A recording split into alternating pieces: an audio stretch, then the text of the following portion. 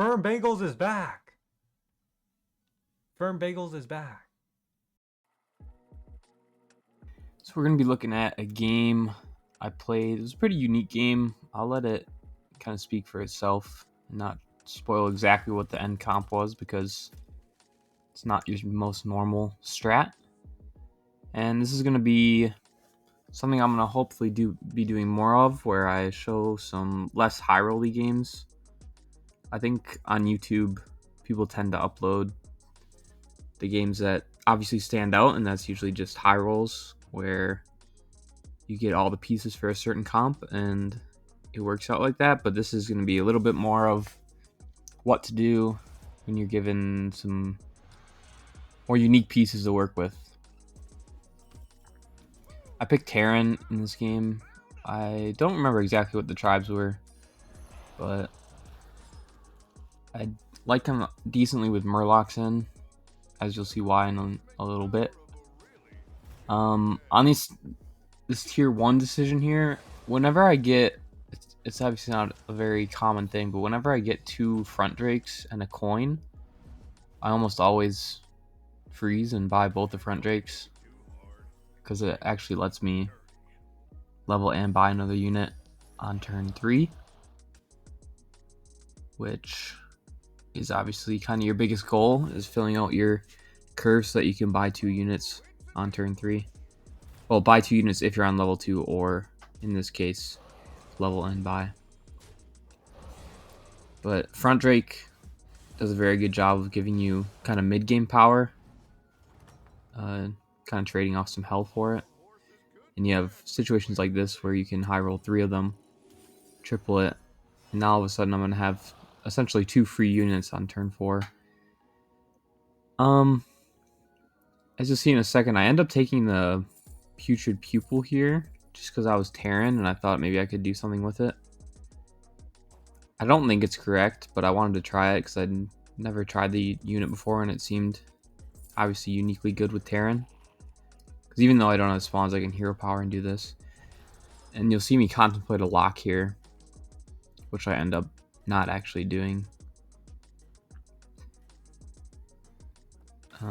I figured I could find some amount of summons if I just rolled, and I didn't really want to freeze that shop for anything other than just summons. But yeah, here you see the power of the front drake. Obviously a bit of a high roll to get a triple of them, but even if I only had one, getting a free unit on turn 4 is very powerful. Gives you a little bit extra econ that you can kind of level uniquely.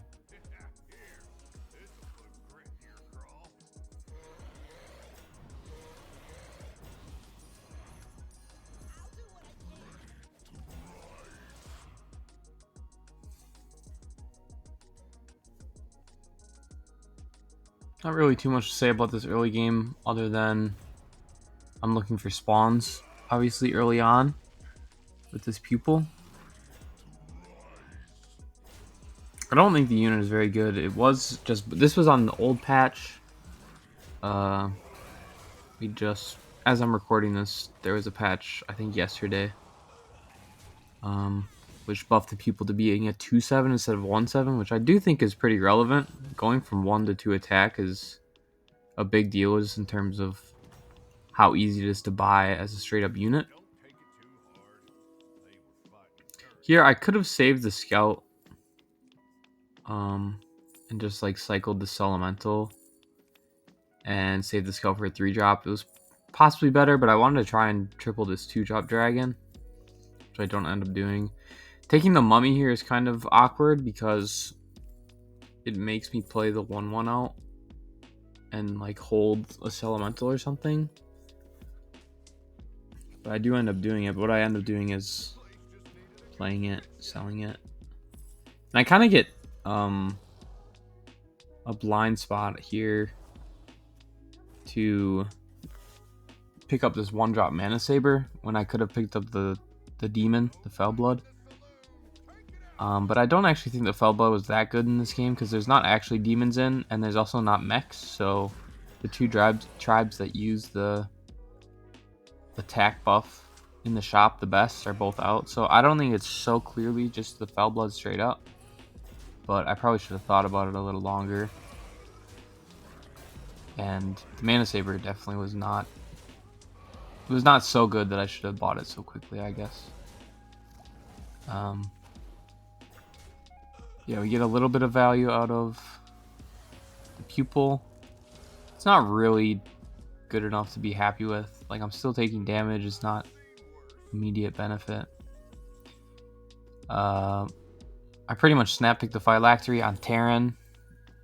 I think on most other heroes, it's not at all that easy to just pick that up. But on Terran, it makes too much sense.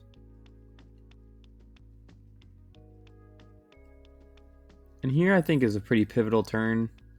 I think there's a world where I can buy the Rallier, but that's committing me way too hard into dragons, which isn't actually what I want to be playing. I'd rather use this front drake just as a source of money that can help me find a different win condition.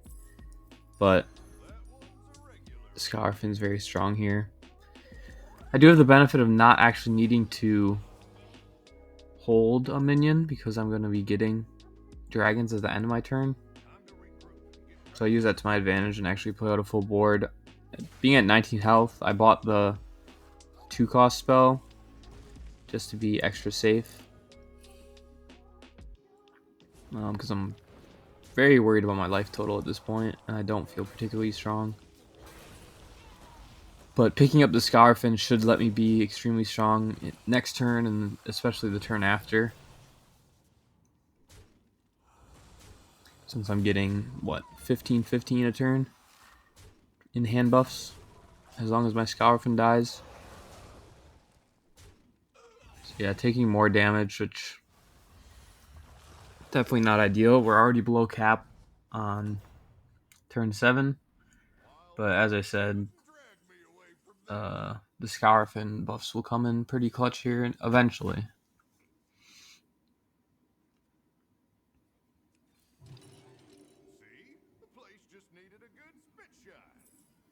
I don't remember exactly what I do here.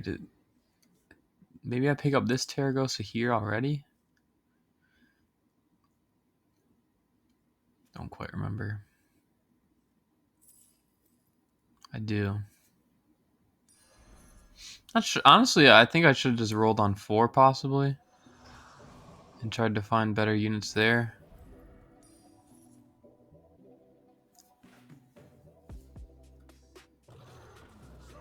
But yeah, again, this was quite a tricky mid-game because I'm very low in life. So it's not like I can play for super greedy lines, and I kind of need to do what I can to just survive right now, which is, as you can see, playing a bunch of dragons and buffing them all up.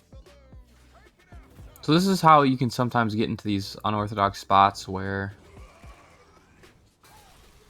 it's not exactly such a clean progression from, one stage of one build into the next. You kind of have to adapt a little bit. I definitely think there were some lines, or there probably were different pathways I could have taken this game, which I think also makes it very interesting to look at again. But we are kind of stabilizing a little bit with our Scarfin. And I think this next turn is going to be very interesting. So I do get the, I forget what it's called, but the 4/6, usually a 3/4 Murloc, this thing that I'm hovering over right now, which allows me to hold the Tarek if I so choose. And it's especially good because my hero power goes off before the Murloc start of combat goes off. So I get 10/10 and then I summon the Tarecgosa. And especially leveling here, I think a lot of people probably wouldn't level here. But I think in spots like this, you kind of have to trust some of your instincts in terms of how strong you are. Like, I probably catch a bit of a break with this guy being so weak, even as he's on 5 life, and I think he was on tier 4 here. So it might be a little lucky to not just go 8th here, but I think if you stay down in the spot that I was in. The game just doesn't look too good. I'm gonna get stuck on 4 in a spot where I don't really want to be stuck on 4. Although I do end up using some lower tier drops kind of in my final build. This greater trinket ended up being pretty interesting as well, just because they're all so useless, to be quite honest.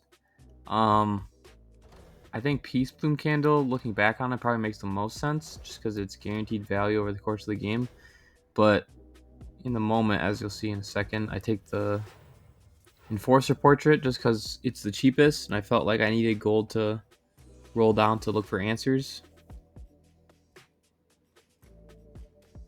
I do pick up this Baron, kind of with the thought process of hopefully I'm going to get Belcher at some point, maybe even base skill, and start running some actual Murlocs in my hand, although that's not really a possibility when I'm so teched into Tarecgosa in my hand, because I need to guarantee it's pulled with the Forager.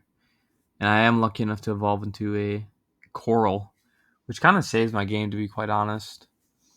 I have to sell the front drag even as it's about to trigger because I can't have extra minions in my hand to give odds of not pulling Tarecgosa.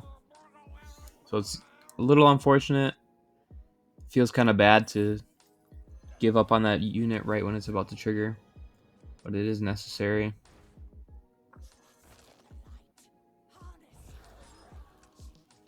I freeze the Scourfin here just because it does seem like my comp is centered around it, so I'm going to try and hit the triple for it.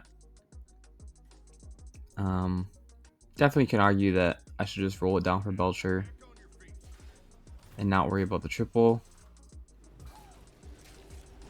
But I do think it ends up being pretty helpful.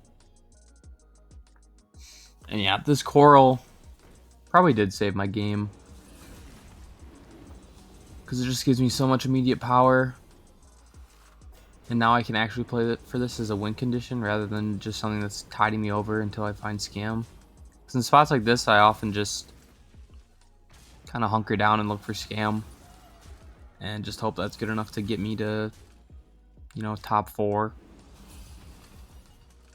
Ideally higher, of course, but in spots like this where you don't have a clear win condition, I'm pretty happy with slightly lower placements. But in this case, we do get that Coral off an evolve, and it kind of fixes our whole game. Although even in this spot, I think while I was playing, I was pretty reserved to settle for, you know, even like a top 5 after my start being at 11 on like turn 7, you know, under cap that early. I was pretty happy, but especially finding this armor, and now we have a full hit to tank. It's impossible for us to die. There's 3 people in lethal range, 2 of which are going to be guaranteed to fighting real people, so yeah. I take this lucky egg because, you know, I can hit another Scour, which I do. Again, it's pretty lucky, but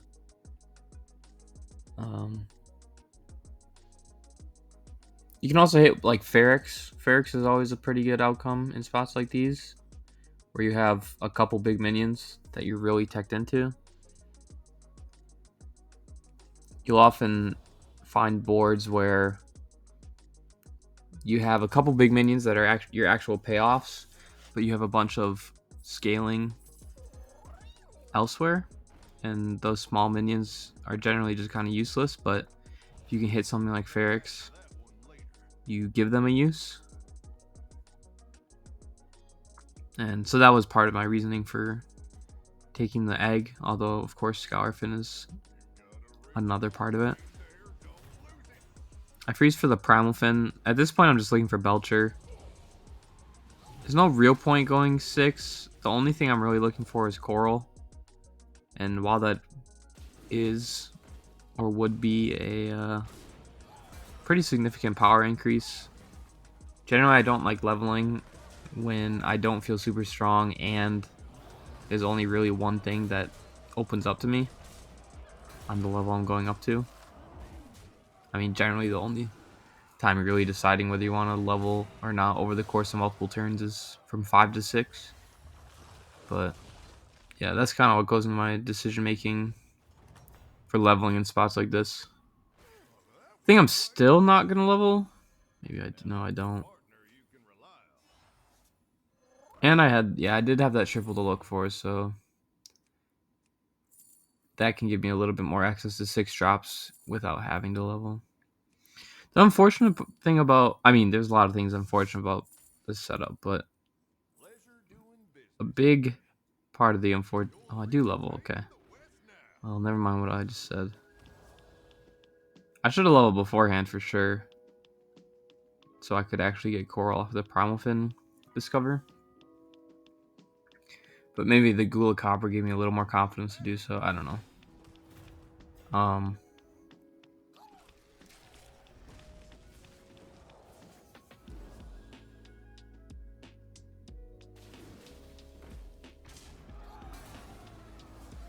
Yeah, I think I could. Looking back on it, I would have just stayed down and looked for Belcher. It's gonna end up being very important in the late game. But I do need more stats, so it's definitely a conflicted decision making or decision point there. Kind of a crazy outcome there where he got the Chameleon, which ended up copying his biggest minion, which led to him sucking out on a fight. Here I'm just thinking about ways that I can fit utility in instead of some of these smaller things. Like, I always kind of want to keep one Scour Fin, but I don't necessarily need both of them eventually. Eventually I don't need either of them, but even now I don't necessarily need both of them. So I was just trying to figure out what tech units I would need to win my next fight, and it's against Beast, so I figured I might be able to snipe a Baron or something. I think what I was saying, maybe I already said this partly, but the unfortunate part about using the Forager to pull out things is I can never actually hold pairs. I can't hold utility. Minions, I can hold spells, but I can't hold anything besides the Tarecgosa, because that'll just give odds to pull the wrong thing, and then I pretty much lose the fight on the spot, I would assume, without the thing I've spent all game buffing.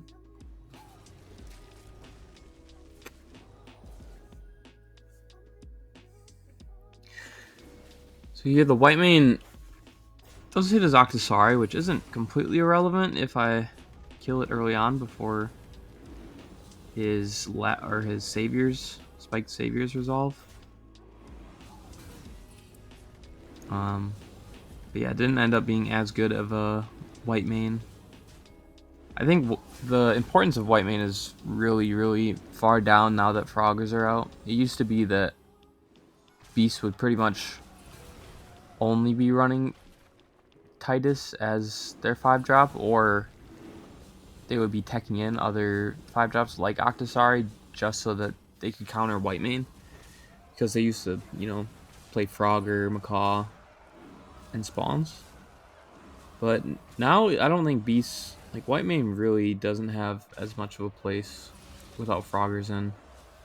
Because you're not super concerned about disrupting Titus. Of course it's important and it's nice, but it used to be the difference between winning and getting absolutely crushed, and now it's just kind of the difference between them being a little bit stronger.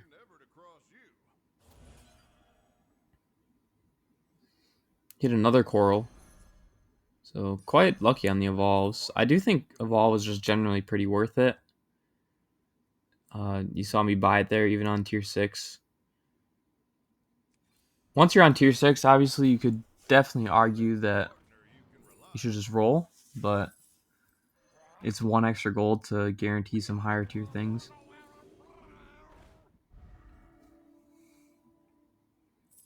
I think here I finally sell off... Do I sell off the Titus or a Scour? I don't remember. I think a Scour.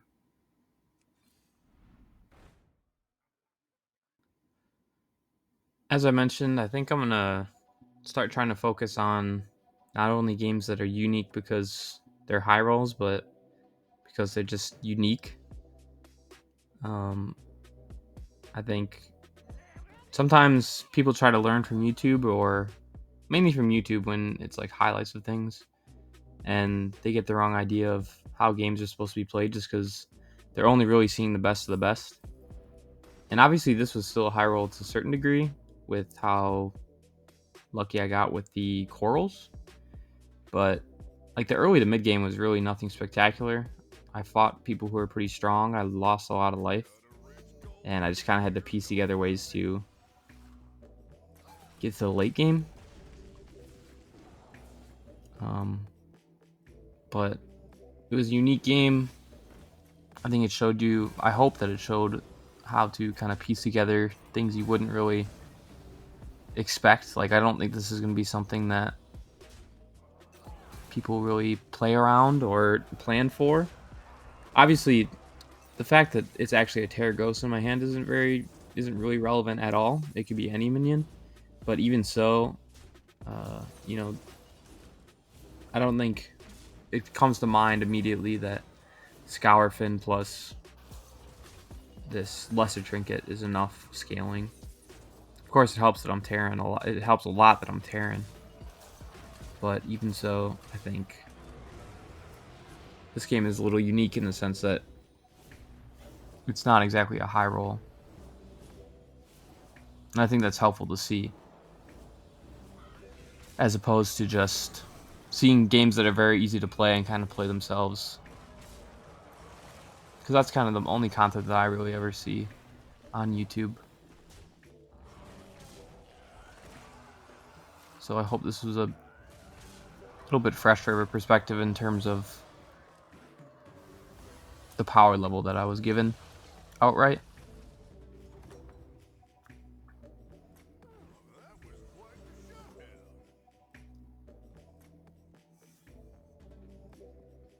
There's not too much else to say about the game.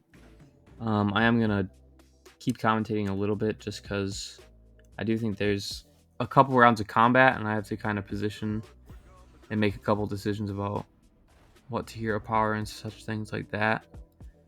It was kind of hard for me to plan for this guy simply because I hadn't fought him in a while and I didn't really have a good idea of like how big his taunts were, if he still had the things taunted that he had taunted when I fought him last. It's kind of generally the main things that I think about is how many taunts they have, how big those taunts are, and whether or not it's worth to, lead off with Venomous. So here you do see he has some pretty decently sized minions as taunts. Sometimes, or a lot of times, you'll see people run small taunts, which often incentivize you to, not put your Venomous first because you want that Venomous to be hitting something more relevant. So sometimes sometimes it can be your biggest minions, sometimes it can be your kind of medium-sized minions that aren't really doing much in terms of value trading except against those small minions. But in this case, I don't really have the luxury of having any like medium-sized minion that's really gonna do the job, especially because, again, as I said, his taunts are pretty big. It is complicated a little bit by the fact that one of his taunts has Divine Shield, so it's not as simple as just running my Venomous up front, because I can't even guarantee that it'll do anything in that case.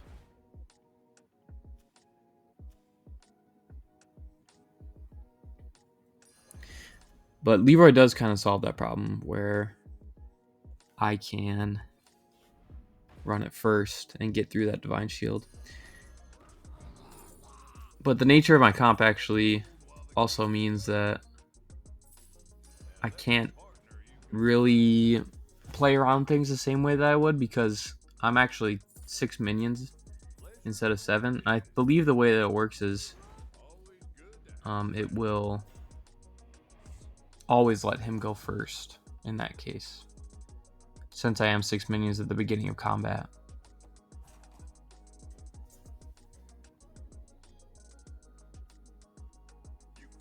Yeah, those are the factors I was thinking about. I don't think the game ends in this combat. I don't remember if it's a tie or a win, but in either case, I think I'm gonna let the last couple combats play themselves out and just see how I kind of tech around certain things.